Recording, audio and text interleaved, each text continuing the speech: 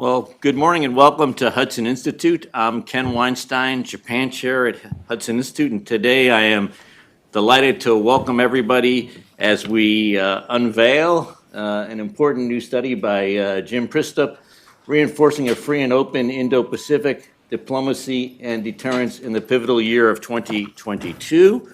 I urge all of you who have not read this study to take a look at it. It is available online here at hudson.org. And one of the reasons we have a very distinguished panel that will be introduced by my colleague and friend, Will Cho, who is our Japan Chair Fellow here. And it's really an honor and a privilege to be able to introduce Jim Przystup, who will be making a few opening remarks for us. Jim is a longtime friend and mentor. He did his PhD at the University of Chicago in history under the great Akira Irie, and went on to teach at Keio University, eventually served in the State Department on the policy planning staff, and he has been engaged in Japan work probably since before Will was born, I can say, and perhaps other members of the panel as well. Okay, and and not only that, Jim has also written with immense insight on these subjects, and I know when I had my ill-fated nomination to be U.S. Ambassador to Japan, it was Jim's critical work on strategic convergence between the United States and Japan that really helped shape my thinking as I thought through what I might want to do in Tokyo. And similarly with this study, Jim shows the growing strategic convergence between the Quad partners and Japan, between the Quad partners, Japan and the United States, and also to a certain degree between Europe, Japan and the United States. And so look forward to an interesting discussion, and it's my pleasure and honor again to open this up. So thank you very much. Great. Thanks, Ken, for your wonderful opening remarks. And as Ken mentioned, I am William Chu. I'm Japan Chair Fellow here at Hudson Institute with the Japan Chair Program. And Jim, thank you also for your report, Reinforcing a Free and Open Indo-Pacific Diplomacy and Deterrence in the Pivotal Year of 2022, in reaction to an increasingly uncertain international environment, which reflects on how stakeholder nations interested in preserving and bolstering a liberal international system choose to implement initiatives to reinforce the principles of the free and open Indo-Pacific. The documents that they produced and the multi-layered, multilateral exchanges that they conducted that year lay the groundwork for the dynamics in the security, diplomacy, and trade realms that is central to the work of everybody that on the panel that who are joining us here today. And so, I'd like to take this opportunity to introduce the members of our panel here for sharing their thoughts on the free and open Indo-Pacific. First of all, obviously, we have James Przystup, Senior Fellow with the Japan Chair here at Hudson. And Ken did a wonderful layout of Jim's considerable experience on Asian issues, having worked on the Hill, the planning staffs at the Departments of State and Defense, and also in the private sector. And here at the Japan Chair, he focused primarily on diplomatic issues, especially alliance management in the Indo-Pacific. Next is Yuki Tatsumi, Senior Fellow and Co-Director of the East Asia Program and Director of the Japan Program at the Simpson Center. She's had previous stints at CSIS and in the political section of the Embassy of Japan here in D.C. And at Simpson, she focuses on Indo-Pacific and its implications for the U.S.-Japan alliance, particularly on security issues. Next, we also have Greg Brown, who is a senior analyst in the Australian Strategic Policy Institute. Before moving to ASPI, he served in the U.S. national security community for nearly 2 decades and is an expert on a wide range of issues concerning Australia and the Indo-Pacific region, particularly in the fields of wargaming, political demography, and migration issues. And finally, we're delighted to welcome Lisa Curtis, Senior Fellow and Director of the Indo-Pacific Security Program at the Center for New American Security. She's a longtime foreign policy and national security expert with over 20 years of service in the U.S. government, such as the CIA, State Department, the Hill, and most recently as NSC Senior Director for South and Central Asia. Her work at CNAS focuses on U.S. policy towards the Indo-Pacific, particularly U.S.-India strategic relations and the Quad. And so let's start off with Jim discussing his report and a reinforcement on the Indo-Pacific concept, and then we'll have the panelists comment later on and share the perspectives of Japan, Australia, and India concerning these changing dynamics. Well, Ken, thanks, much appreciated, this opportunity.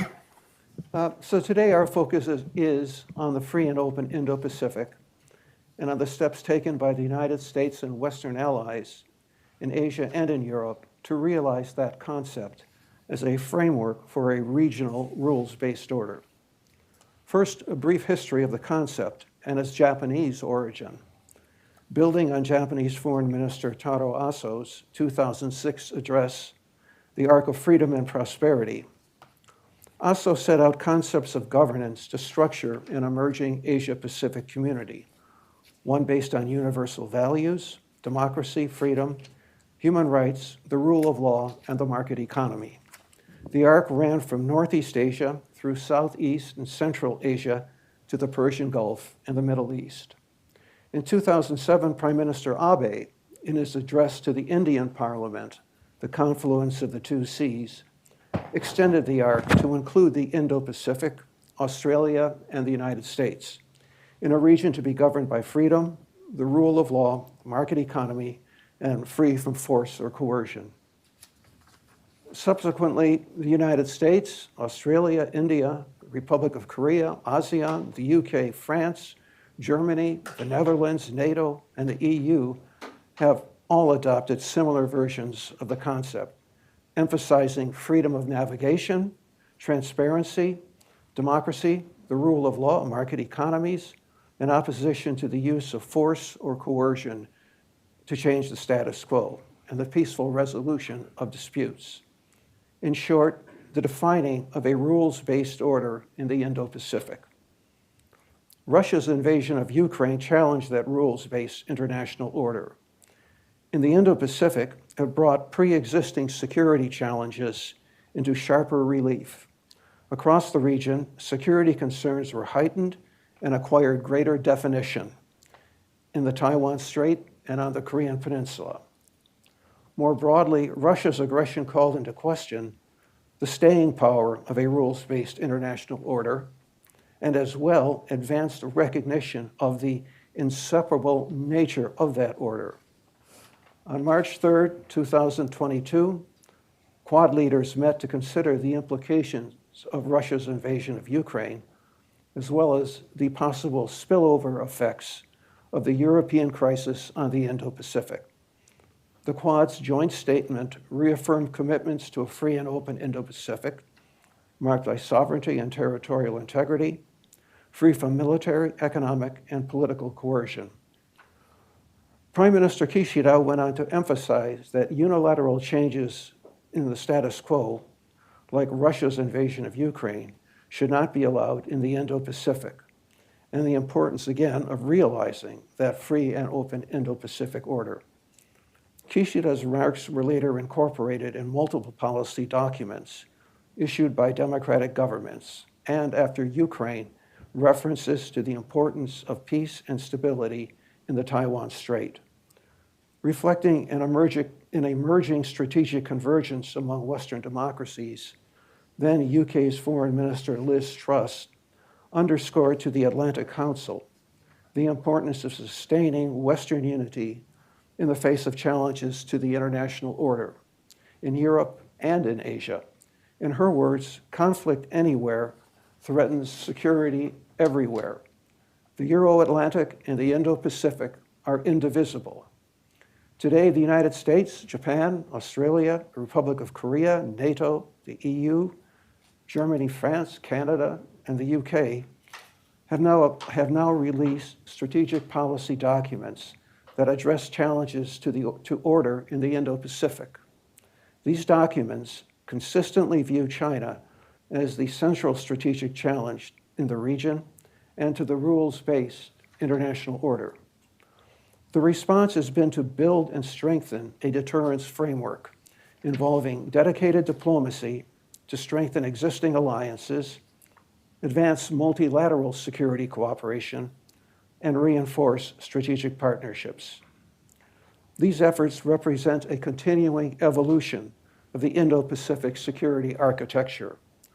While the U.S. bilateral alliance structure remains the solid foundational element of regional security, the contemporary security structure has expanded beyond the Cold War hub and spokes construct to include bilateral and trilateral security cooperation among U.S. allies, expanding security ties among U.S. allies independent of the U.S.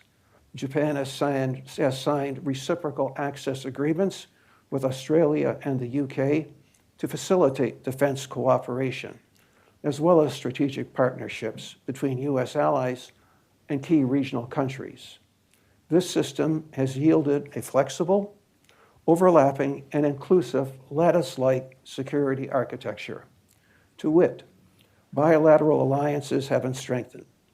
The U.S.-Japan alliance, the U.S.-Australia, U.S.-ROK, and the U.S.-Philippine alliances are now all at a high point in defense cooperation. Quad members, Australia, India, and Japan, have moved to strengthen their bilateral ties, as well as advance defense and security relationships, highlighted by the Malabar exercises. Meanwhile, trilateral security cooperation has intensified among the U.S., Japan, and Korea, among the U.S., Australia, and Japan, and among the U.S., Japan, and the Philippines. And AUKUS has continued to advance cooperation, not only on submarines, but also in advanced research to include quantum technologies, AI, electronic warfare, cyber and hypersonic, as well as counter-hypersonic capabilities.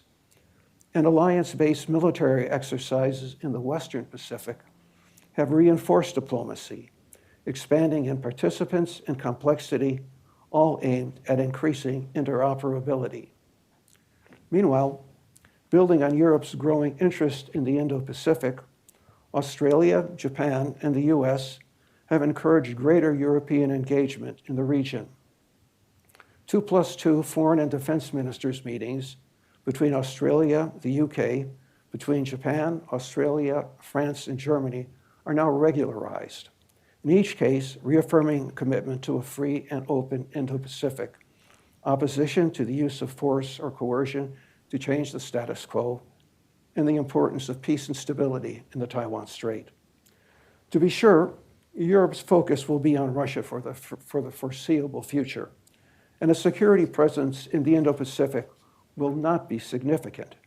But the normative value of European engagement should not be underestimated.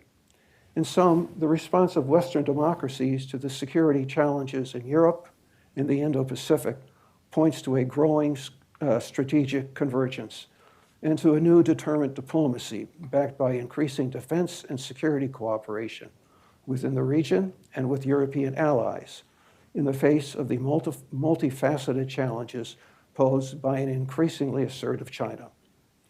Now, while the policies of individual countries are not identical, they are overwhelmingly congruent and mutually reinforcing toward maintaining a rules-based international order in the Indo-Pacific that reflects universal values and supports a balance of influence based on a balance of power. I'll stop here and I'll turn it over to our guests for their comments. Thank you. Yuki? Sure. Thank you. Good morning, everyone. And thank you again for Hudson Institute for this wonderful opportunity. Thanks, Will, for moderating. To me, it's kind of a full circle. Jim has been a long mentor of mine since he was back in Heritage Foundation and when I was a grad school student. So it's actually an honor for me to be able to actually comment, quote unquote, on his paper and share my thoughts also along the way. I'm very happy that in his opening remarks, Jim talked about the then Foreign Minister Aso's speech on the arc of prosperity and freedom and prosperity, because that's really the origin of a Japanese version of a free and open Indo-Pacific concept.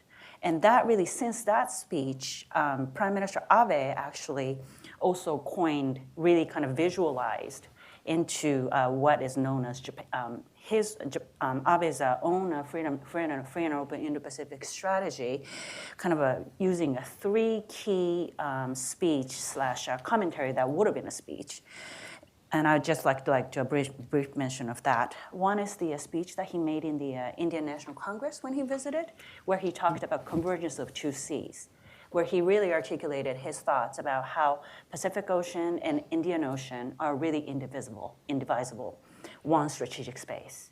So that was one. And then the second one was what would have been his another hallmark speech, which he would have made while he was visiting the Southeast Asia.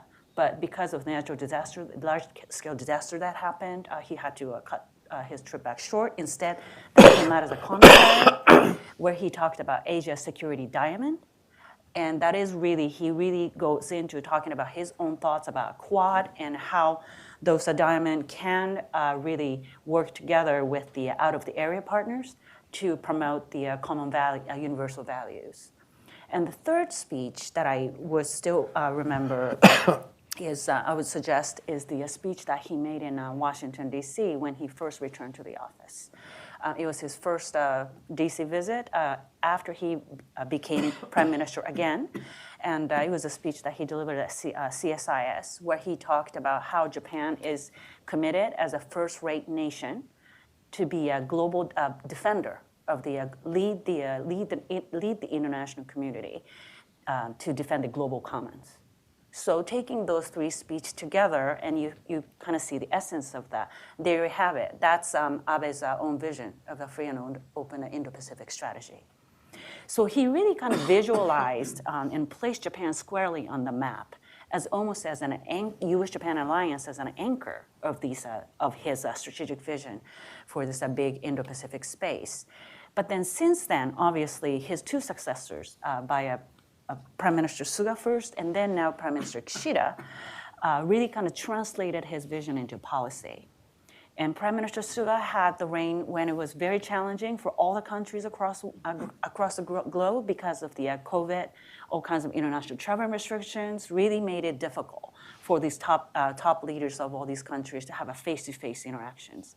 But still, he really tried hard to kind of reap concrete results on out of the Quad in vaccine and joint development, cooperation on the vaccine export-import and transactions, and artificial intelligence technologies and other emerging technologies, and also digital space. How should we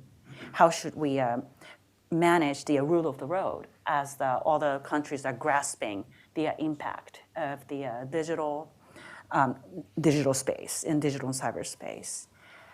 And since Prime Minister Kishida took the office, it is actually interesting that Prime Minister Kishida, who actually has a much more moderate image as a leader, more of a consensus builder, very polar opposite of Prime Minister Abe.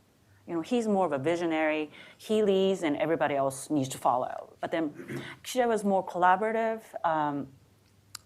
He is a more collaborative type of a leader. But under him, Japan start unrolling and unveiling one after the other about of the new policies that really accelerated the vision that the Prime Minister Abe had.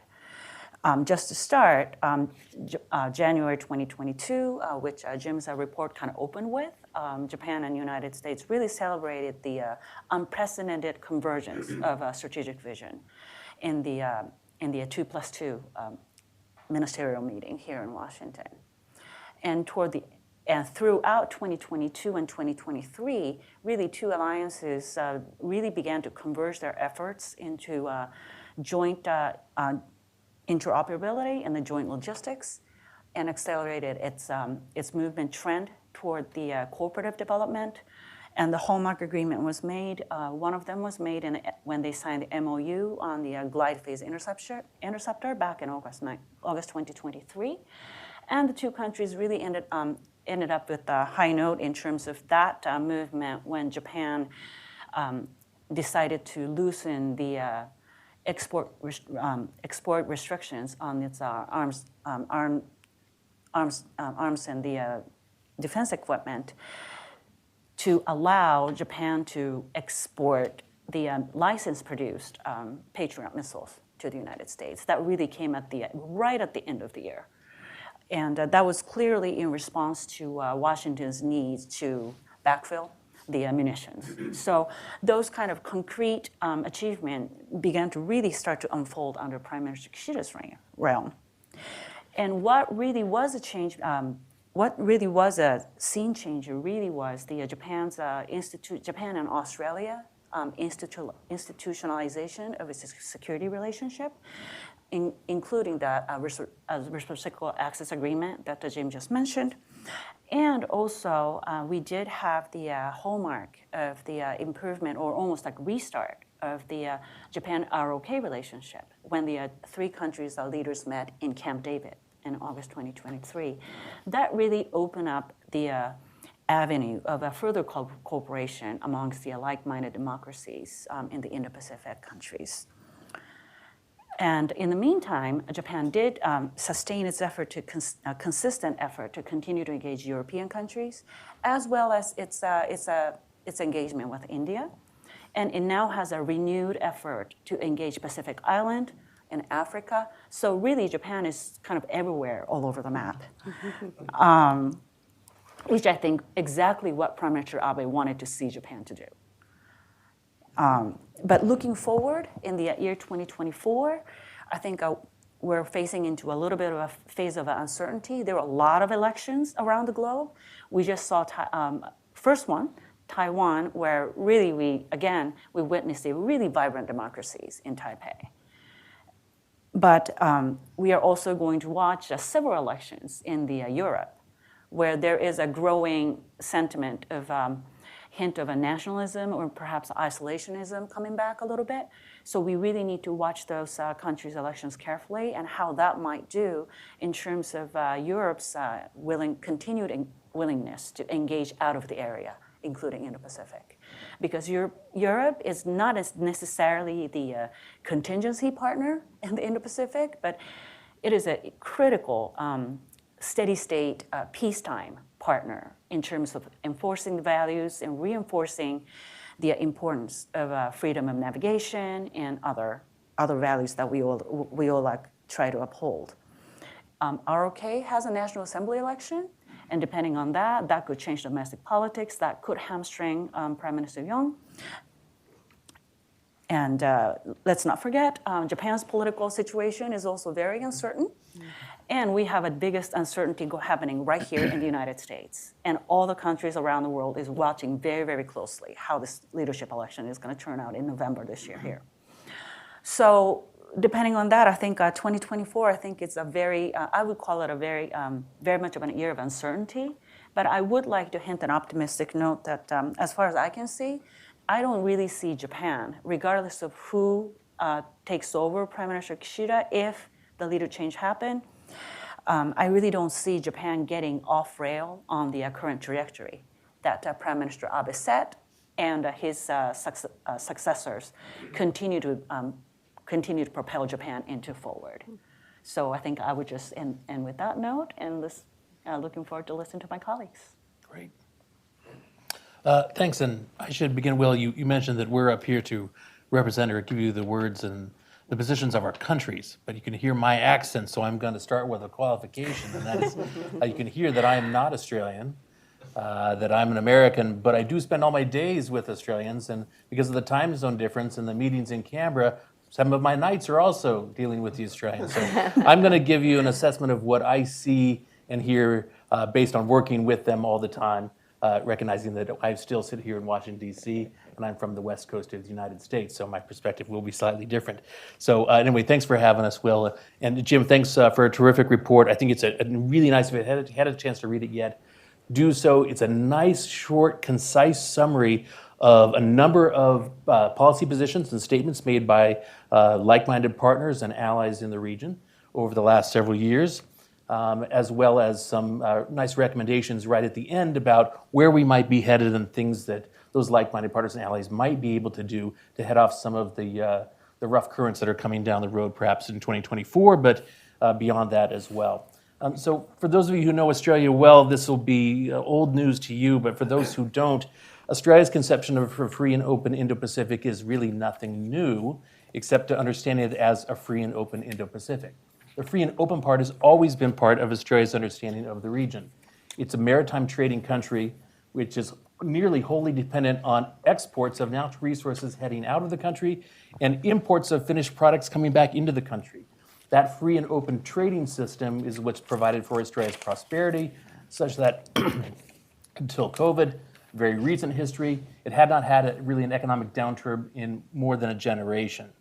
And that was because of that trading system that was provided by the United States and other partners over so many years in the post-war era. It's also true that the Indo-Pacific part is right in line with how Australia has become to think of itself in the more modern era. If Japan is all over the map, Australia sees itself as right in the middle of that map. And that makes a lot of sense for this big Australia idea that it sees itself, and you think of the quad, that diamond, it sees itself as the bottom point of that diamond as the fulcrum around which the entire region spins as it straddles both of those oceans. So when Prime Minister Abe introduced the idea and the concept, he immediately hit home with a number of people in the Australian foreign policy establishment who already had this notion of where they were, but now had better language and a better way to articulate that placed them right at the center of the region, thinking this is where we are, or if we're not there yet, it's where we ought to be.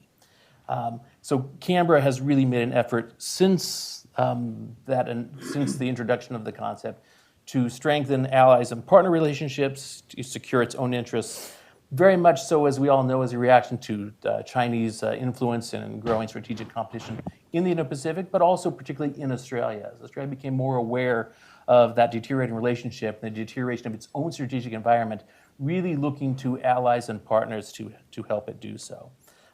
So as an early supporter, the strategy of the Indo-Pacific for Australia is very much consistent with the two main strands of Australian foreign policy, at least in the post-war era, and those are, of course, as a dependent ally, bandwagon with the United States in the post-war era, and the middle power tradition, that in its own region and its own way, Australia has a key role to play. Again, this bigger Australia, maybe within our space, but maybe not globally. We're supportive of the system, supportive of the order, but locally we can do things where we might have a comparative advantage. So Australia's free and open Indo-Pacific strategy originates from this big Australia idea that I think has at least four facets that we can see developing now, perhaps over the last few years. The first is Australia's expanding its sovereign military capabilities. And this is very much in line with last year's Defense Strategic Review. So you saw the list of all the policies and the statements that came out from various countries of the region. You notice the one was missing is Australia doesn't have a national security strategy, does not put that out. Maybe they ought to. There's been a big push for that. But they do have other reviews, and the Defense Strategic Review is certainly one which sort of places the Defense Department, but for others, it really tells them where Australia thinks its interests lie. And this Defense Strategic Review really changed tact and said, we're not looking perhaps to have a global defense department that looks at every issue around the world, but really is focused on our region and the approaches to Australia. So not just the idea of sort of a porcupine strategy for defense, but projection at least into the immediate region. And that was a change from perhaps having a policy that said, no, Australians might be far-flung spaces on the other side of the world. So that's the first thing. Get the military capabilities to meet our current interests and our current needs strategically. Second, and this is a big one, Australia has doubled down on the U.S.-Australian alliance and that relationship. So that should be no surprise for those of us here in D.C. There's been an Australian invasion. They're here. I'm in an office they've opened up. They're at the Pentagon. There's secondments all over town of Australians show up in places. They built a new embassy. We've all seen it. It's very flashy. It's bright. You can't miss it. It's also full, right? It's already full. So the Australians have come in a very big way. And this has been consistent across the last several governments in Australia. Changes of governments, doesn't matter. They're all pushing hard on the alliance. That's here to stay. Australia has also decided they're going to ask big, bold things of the alliance and big, bold things of the partners. AUKUS, this pact between the UK and Australia and the United States, is definitely one of those big, bold asks. Asking for the crown jewels of the US system, nuclear-propelled submarines, and they got it. So not only did they ask big, but if you don't ask, you don't get anything. So they've asked big, and they're probably going to see more of that from the Australians. Third, I think, is this, as we mentioned, as Jim, it's a big part of your paper, is this deepening across the region in bilateral relationships, the trilateral relationships, and other kinds of multi or minilateral relationships. And Australia has played a key part of this. They are looking to get into every one of those where they have an interest. Even just this last week, I saw as a discussion about the US and Korea and Japan agreement and more meetings in Australians, some asking like, I wonder if we should be invited to that too, because we'd like to hear what's happening. Maybe we have a role to play as well. The point being is that Australia has really said this is the approach for the region, right? It can't just be bilateral, and it can't be just the external powers. It's going to take the whole region, which means that Australia has pushed very hard towards involving the Southeast Asian countries and have an approach that's direct to them, and a separate one, which definitely tries to include and be inclusive of the Pacific Island countries and their vision and values. Australia has recognized that the discussion about the free Indo-Pacific cannot just be about strategy and great power competition. It has to involve those other partners, possible partners in the region, and their interests to get them on board. So again, Australia has sort of downplayed some of the language of the free and open Indo-Pacific about strategy and strategic competition and tried to play up the idea of being a good partner and becoming the partner of choice for other countries in the region. And then fourth, I think, is this idea of the Quad and really the role that the Quad can play as potentially a very, very capable quasi-institution, not sure what shape it's going to take, that can meet the comprehensive challenge of China.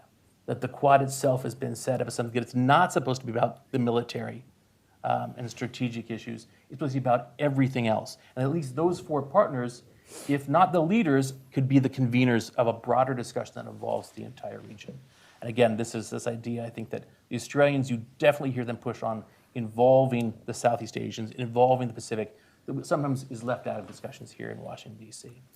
Moving forward, and this is where mostly my opinion, what is Australia likely to do over the next several years? Certainly they still see the active contestation as China as being the big driver, even if it's not vocalized quite as loudly as it might be here in Washington, D.C., but really looking to involve those like-minded partners and the allies in the region, to use its middle power convening ability and its special interest in particular areas to drive home the values of the free and open Indo-Pacific.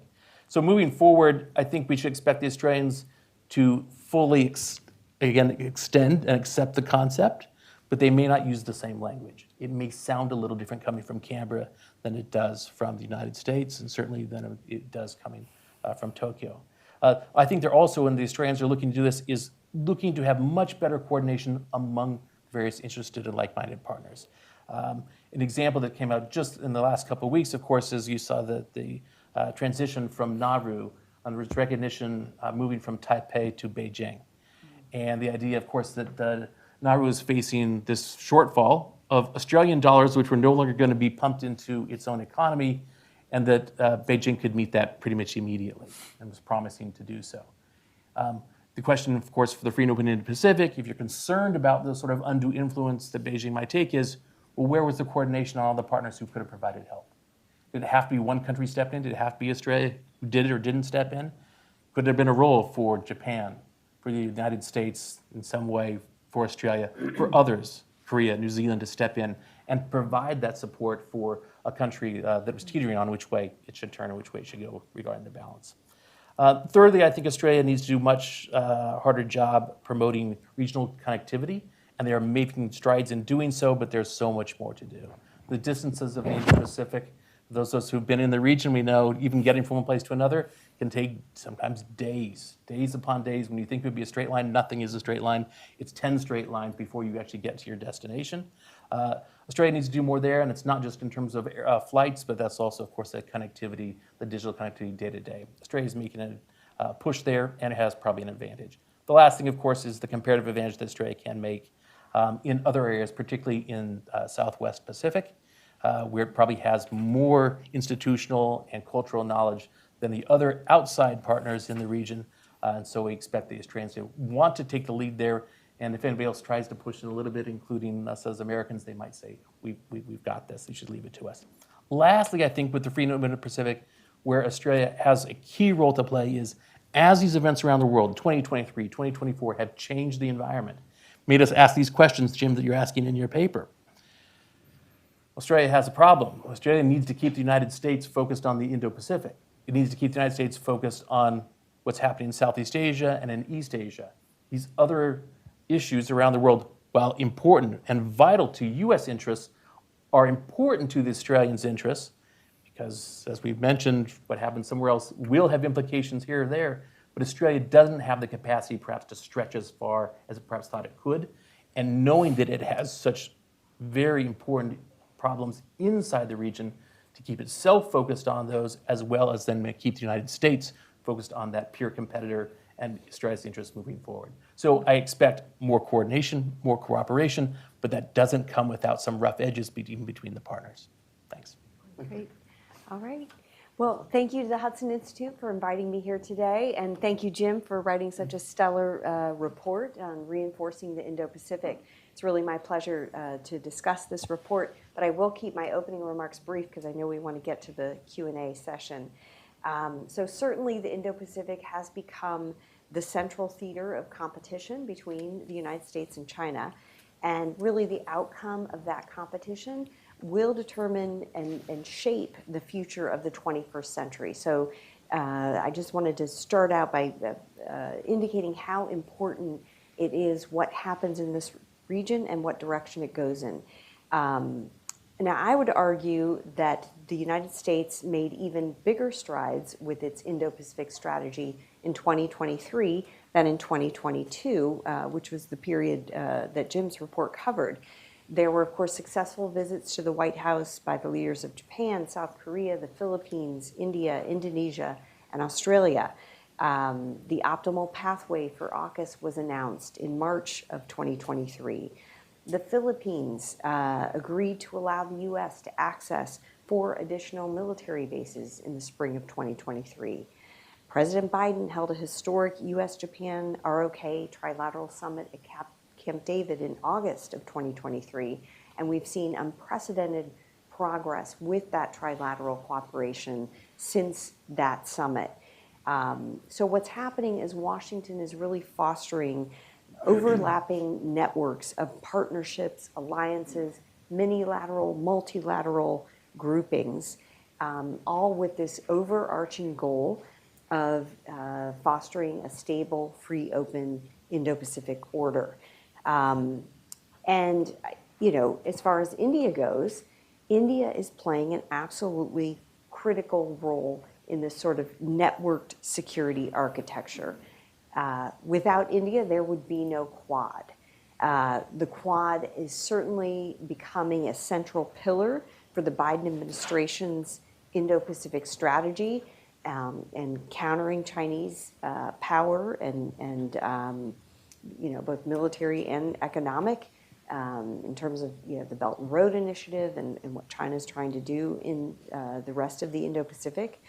The Quad meets annually at the leader level. This was something, you know, we didn't dream about, you know, 5-6 years ago. Of course, the Quad was revived after a 10-year hiatus in 2017 when I was at the National Security Council. But the Biden administration has certainly taken it to that next level of interaction. And you have multiple working groups working on everything from the Indo-Pacific Maritime Domain Awareness Initiative to improve maritime security, help the nations better protect their sovereignty and protect against any kind of maritime aggression, to critical mineral supply chains, which is sort of a new area for the Quad, but I think an area where they can make tremendous progress. So the goal of the February 2022 Indo-Pacific strategy, the White House Indo-Pacific strategy, was to make the Quad the premier regional grouping, and I think that's definitely happening. We can see that they've achieved that. Prime Minister Modi's successful visit to the United States last June, I think, shows the importance that the Biden administration places on India's role in this region. And then President Biden's attendance at the G20 summit in New Delhi in September of 2023 was further demonstration of U.S. confidence in India's emerging global leadership role and India's ability to act as a bridge between the developing and the developed world. The U.S.-India ISET dialogue, this is the Initiative on Critical and Emerging Technologies, which was launched about a year ago by the two countries' national security advisors, shows India's important role in providing alternative supply chains for critical technologies, and the opportunities that are emerging in terms of India-U.S. cooperation on research and development of critical and emerging technologies, including in defense, is something that is really expanding, particularly through the India-U.S. Defense Acceleration Ecosystem, or INDUS-X, as it's called, which was introduced last summer. These are U.S. and Indian defense startups coming together, connecting and fostering innovation and resilience among both of their defense industries.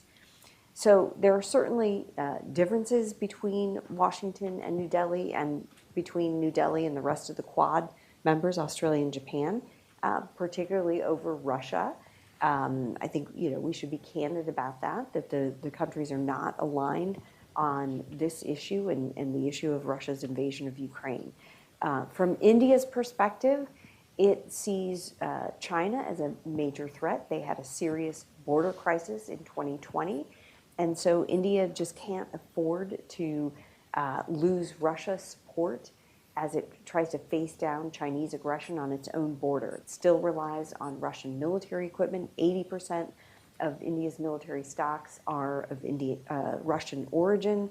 And so you just can't deny India's need to keep cordial relations with Russia as it faces the threat from China. And I think India's hope is that Russia-China collaboration will not go very far, that the ideological and historical differences between China and Russia will eventually cause that collaboration to not go any further or to stall. And so that's kind of India's hope, and why it continues to try to improve its relations with Russia and keep Russia as a close partner. I think that so far the Biden administration has managed those differences, but it's not certain where things are going moving forward. And I would say from a sort of U.S. perspective, stepping back, that India probably can't count on Russia moving forward like it has been able to in the past. That Russia will become more of a second fiddle to China as things move forward. So if India and China do come to blows over the border in the future, I think Russia will do what China is counseling it to do. So I think that India, will be watching to see how this Russia-China collaboration develops. But in my estimation, India won't be able to count on Russia moving forward. So, with regard to the Indo-Pacific, we've been able to manage those differences. But I do think this is something that merits continued attention, and hopefully we'll see India's position evolve over time. Well, thanks to all of our panelists for their wonderful remarks about the free and I'm just going to call it FOIP, just because if I have to say free and open Indo-Pacific one more time, it's not going to end well. But thank you all for your perspectives on FOIP. I think it really is a credit to the foresight of Foreign Minister, former Prime Minister Aso, as well as Prime Minister Abe, in terms of sort of promoting the FOIP concept and the ways in which all the countries such as Japan, Australia, United States, and India have sort of have a very expansive view on sort of what the concept means and the way it can be applied. I think I know we're sort of running up on time, so I think I'm just going to sort of throw the Q&A to the audience. If you can maybe raise your hand, and our associate will sort of share the microphone with you.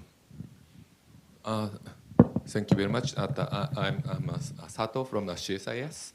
And actually, that we are from Japan. Actually, so we are very happy to see that in recent development and achievement in Indo-Pacific, especially thanks to the U.S. leadership. But right now, many countries is very worried about that the next president will come. So please share your viewpoint about what will happen in the next administration, and if something will happen, what kind of things that we have to do this year, please. Who wants to take that? This is going to be the very Well, Jim, I let's was start just- with you. I think you.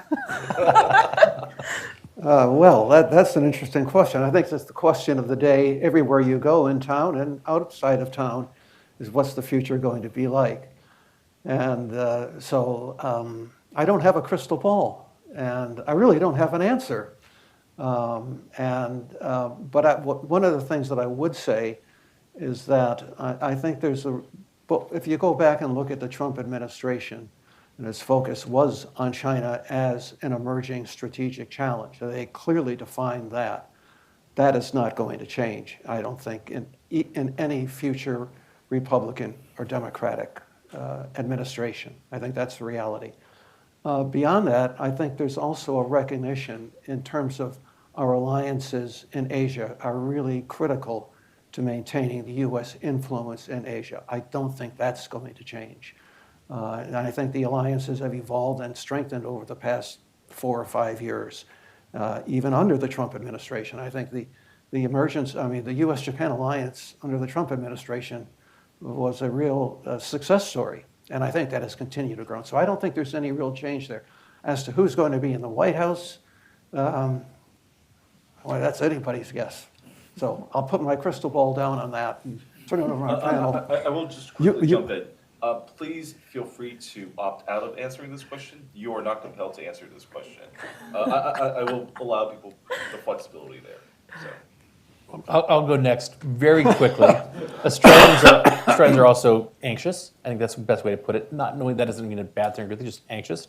See what that will mean. I do second Jim's remarks. I think that through this particular region, we don't know any of the names. I'm not going to throw out names about who might, if there is a change of government, a change of leadership in the United States, who might be at the forefront of that in terms of personnel. I'm not going to throw any names out at all.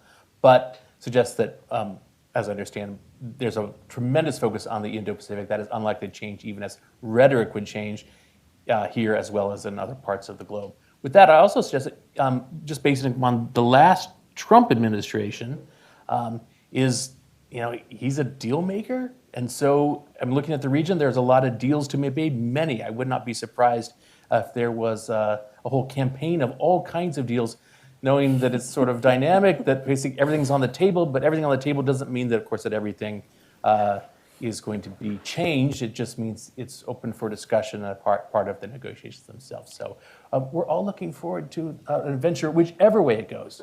Yeah. Okay, I'll just say a few words.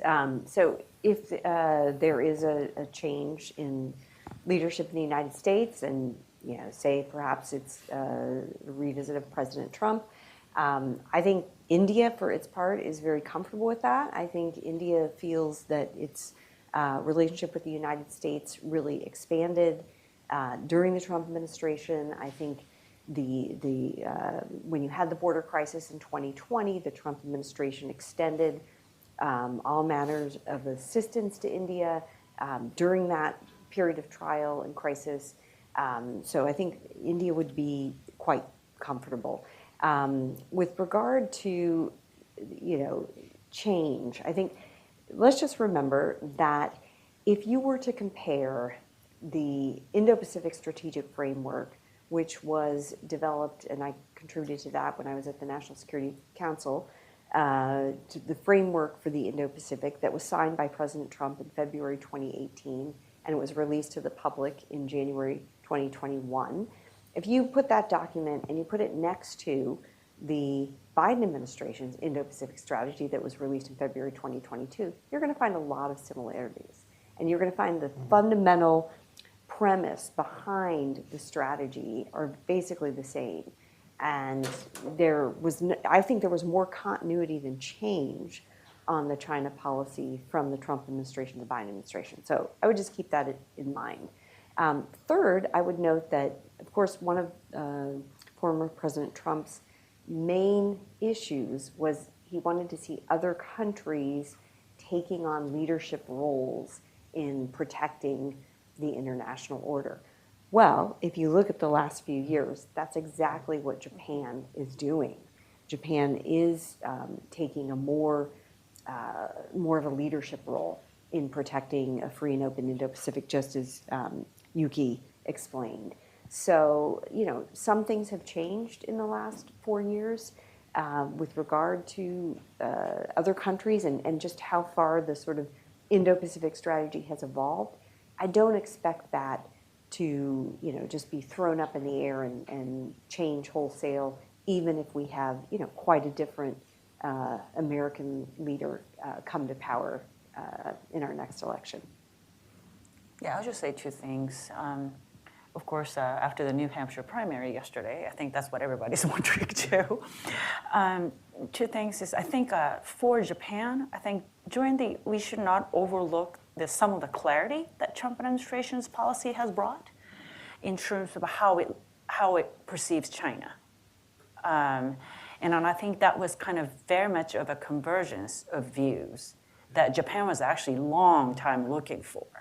That Japan was sounding alarm about emerging challenges posed by Beijing, and sometimes it was, it only yielded a mixed result in the past administration. And I think under Trump, the past Trump administration, I think they really saw that view finally start to converging. So that's one thing. Having said that, I think with the, regardless of, let's say if it's going to be revisited President Trump administration 2.0, as now everybody's saying. He's also a deal maker, like Greg said, and then he's also, go bold and go big or go home kind of person too.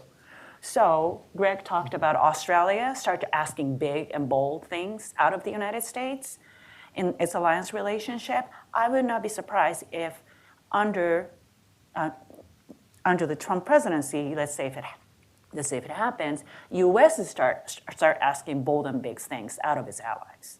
And I don't know how that's going to look like, but I think it is probably going to look very similar to the previous administration, which really pushes allies to take more control, more leadership of the way it defends itself, the way it collaborates, and the way it contributes to the multinational effort to protect, uphold the global norms. Any other questions? Why don't we take both of these questions at once? Hello, thank you for your talk. My name is Morgan, I'm from France, and I graduated from U Chicago. I'm interning at the Korea Defense Veterans Association right now. So my question is about Europe, because I'm really happy for once that I hear experts talking about Europe, because I'm concerned about how we can bring Europe more focused on the region and the Indo-Pacific region, because being from France, I know that France is quite different from other European countries. So within Europe, it's hard to bring them together, especially with China being important for many European powers. So I was just wondering how we can bring them together.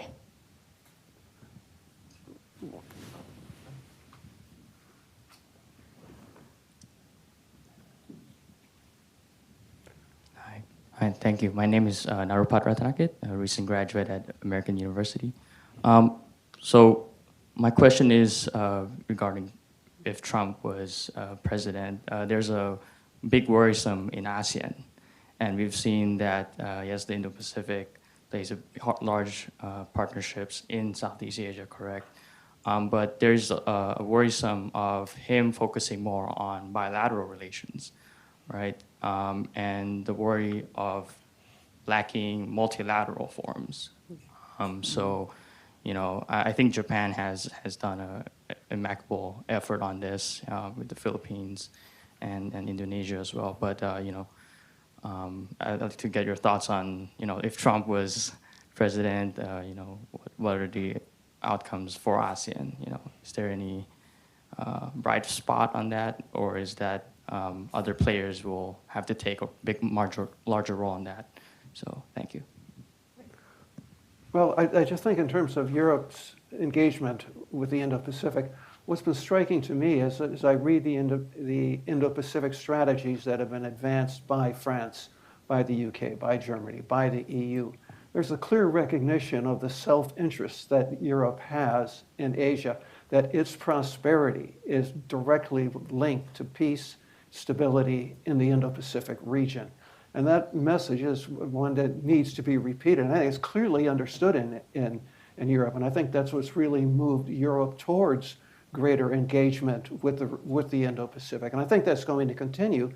I mean, it's just the clear reality of economic prosperity being dependent on peace and stability in the region. And again, that normative value of European engagement should not be underestimated. I think that's critical. As for ASEAN, you know, I think if you look at across the region here, Japan and Australia, the clear focus has been on the centrality of ASEAN. And if you look even for the United States, even under the Trump years, if you look at the documents related to ASEAN, we've always talked about maintaining and enhancing ASEAN centrality. That I don't think is going to change. I think everybody signed up for that. I think from my perspective, for Southeast Asia, real quickly, Europe one, I think, Japan's own effort to outreach toward NATO, EU, bilaterally with European countries, I think kind of speaks for itself. It clearly sees value in maintaining them engaged and interested. Like Jim said, I think Europe is a really important peacetime normative partner to continue to keep reinforcing those values that Japan upholds, and I think Japan tries to work with the rest of the international community to uphold. For Southeast Asia, let's say, if your hypothesis becomes a reality, I would see very much of more of a collaboration between Japan and Australia in its engagement in Southeast Asia, because both countries still does emphasis on ASEAN centrality and recognize ASEAN as a very important multilateral forum. And some of the very important, economic trade talks is really based out of ASEAN, ASEAN-based multinational framework. APEC, ARF, even regional ASEAN-based one. Shangri-La dialogue is now a big one, where everybody goes, including China. So I would say Japan and Australia collaborates more. Well, in those. India also is very focused on ASEAN centrality. And, that's one of the reasons, India wants to see the Quad more focused on economics, technology, not military and defense issues, because it's aware that the ASEAN countries are skeptical and would see any Quad movement into military domains as raising the temperature and putting them in a worse position in terms of being in the middle of any kind of China Quad issues. So I think India is very sensitive to ASEAN centrality and would also want to be part of Japan, Australia's efforts in that regard. With regard to Europe, so France, very much an Indo-Pacific power, has territories there, is very active in participating in naval exercises, either with the United States, Australia, Japan, India. France and India have very strong relationship. There's a visit happening, I think, next week, a major visit. So France is definitely part of, has an important role to play in that Indo-Pacific strategy. I also think in broader terms, Europeans, including Germany, recognize that Russia's invasion of Ukraine really has kind of impacted the world order, and how that is resolved impacts what China might do vis-a-vis Taiwan. And therefore, the European countries want to contribute to deterrence in the Indo-Pacific in a way that maybe they haven't in the past. And that doesn't necessarily mean sending hardware or ships, but it does mean, coming together on the values proposition and sending the right signals to China regarding its support to Russia, for example. I think the Europeans have been pretty strong in that regard. So I would say that if there's any silver lining at all, and there's really not, but if there were to Russia's invasion of Ukraine, it has kind of awakened the European countries to dangers that could happen in the Indo-Pacific and encourage them to want to support deterrence in the Indo-Pacific. No, I'll pass. I agree with what's been said. Okay, great, terrific. Well, thanks everyone for joining us for this wonderful event, and please feel free to stick around and chat up the panelists a little more if you want. Great, thank you guys.